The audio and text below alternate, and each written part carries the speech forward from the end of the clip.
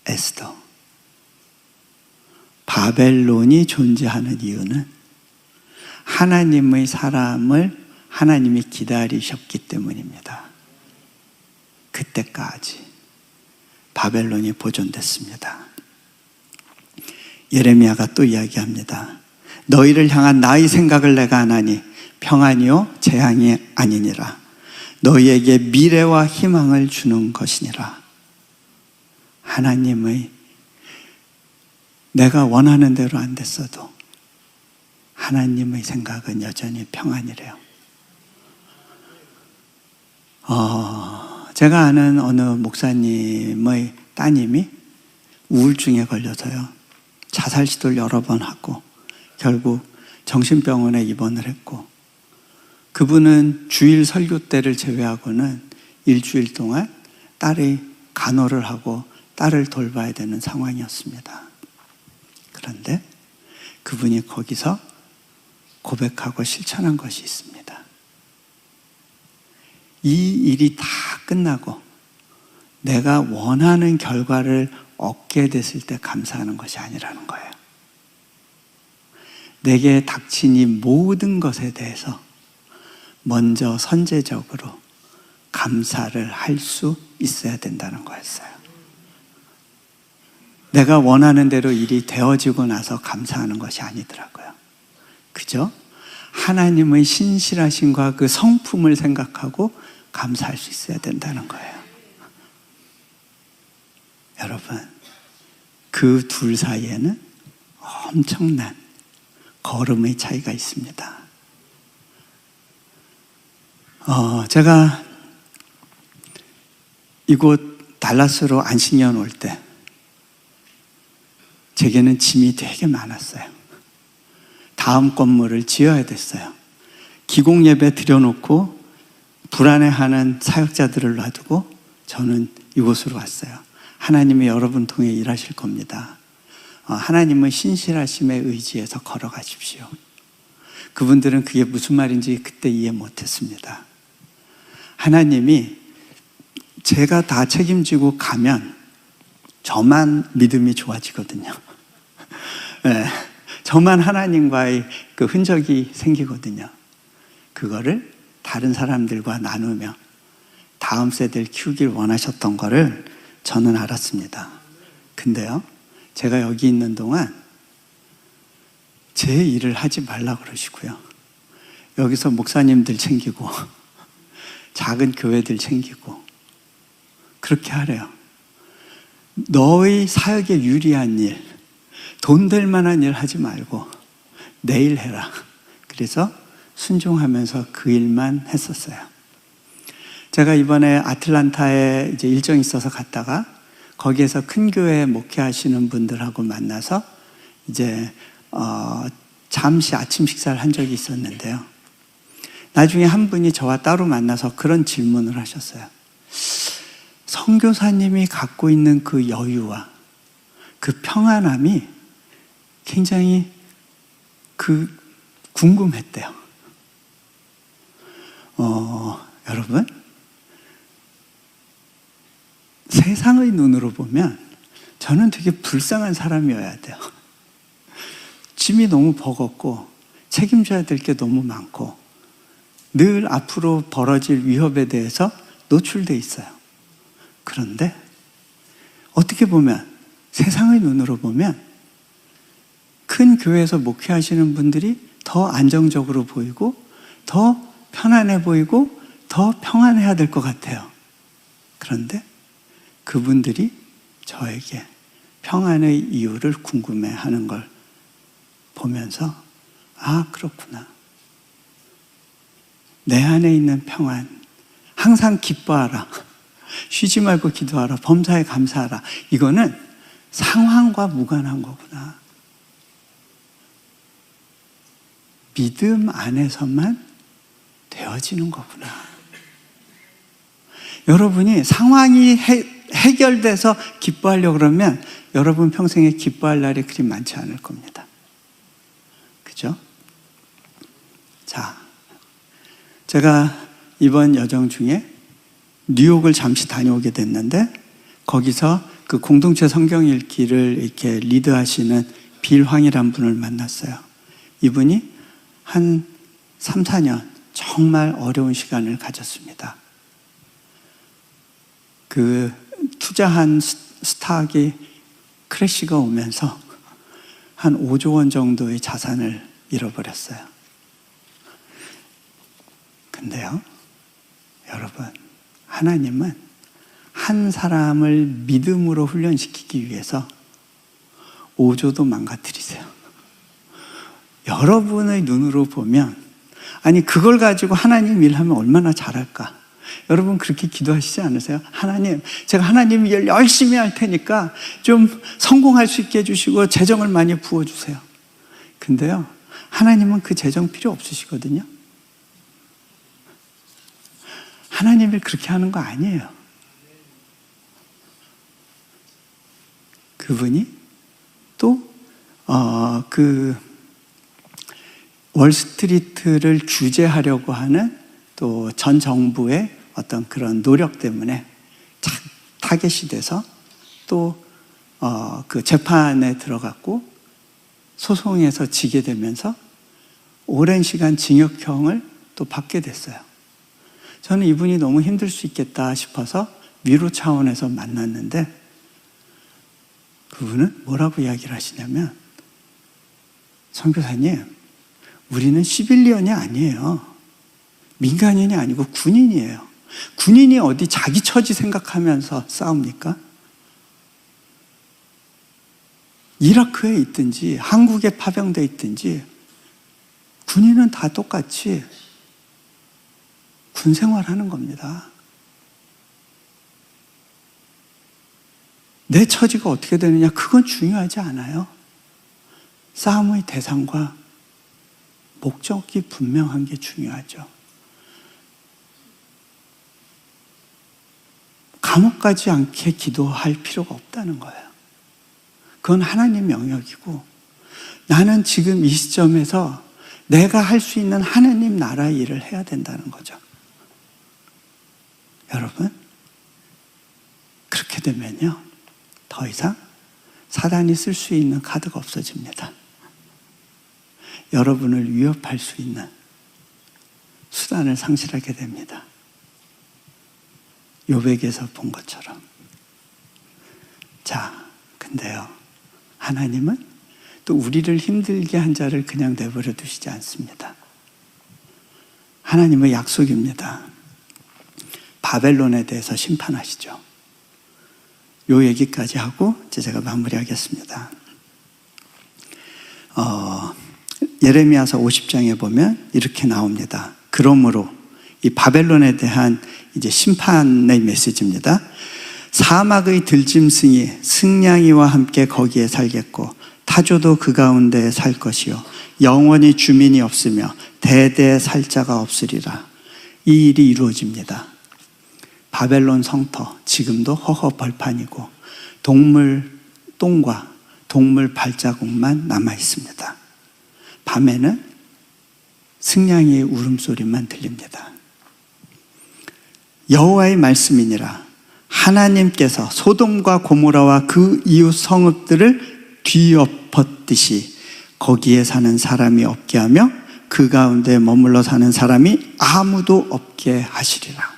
그 예언은 오늘날 성취되어 있습니다.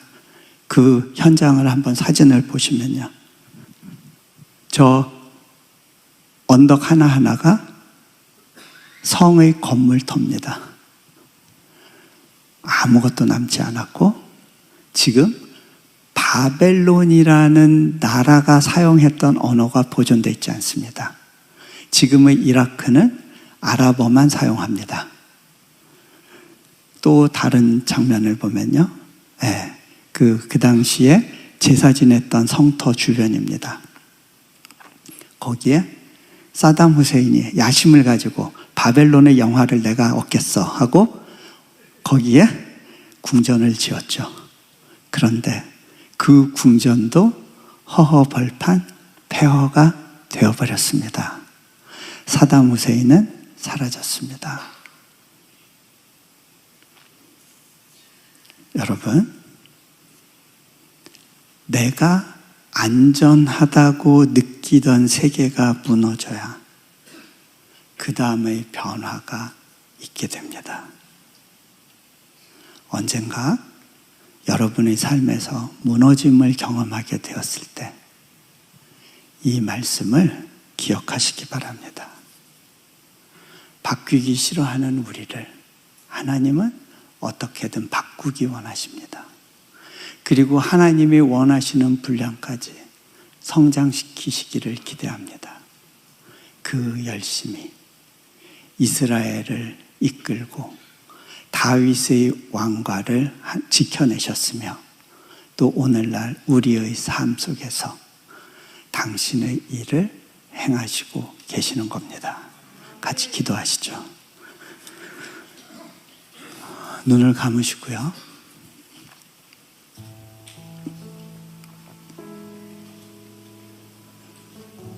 우리는 우리 삶에서 원하는 세계가 있었습니다.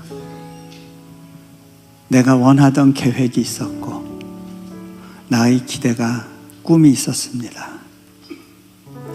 그런데 그 꿈이 무너지는 듯한 순간을 또 지나가게 하십니다. 하나님 왜 그러세요? 도대체 이유가 뭐예요?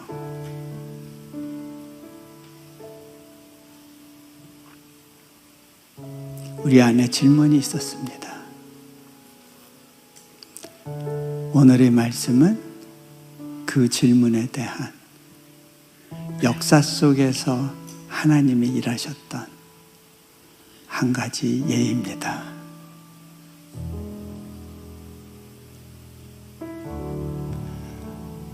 그 여호야킨의 태블릿은 박물관에서 지금도 외치고 있습니다. 하나님은 신실하시다.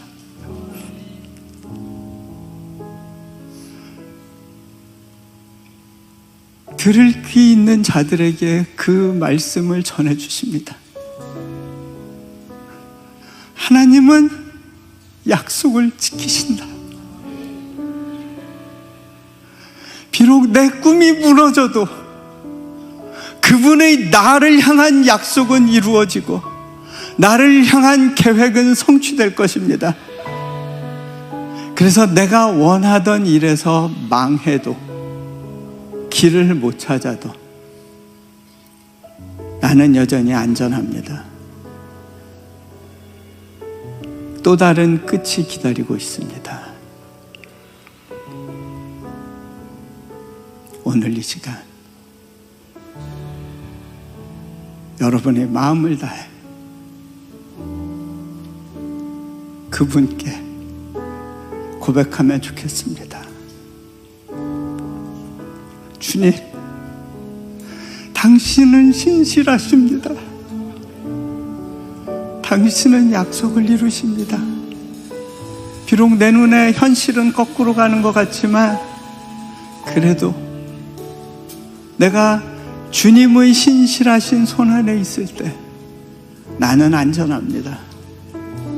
주님, 내 삶을 다시 한번 주님께 맡겨드리고 어떤 상황에서든지 먼저 감사할 수 있으며 기쁨과 평안이 나를 사로잡을 수 있도록 내 삶을 이끌어 주시기를 소망합니다. 같이 잠시 기도하겠습니다.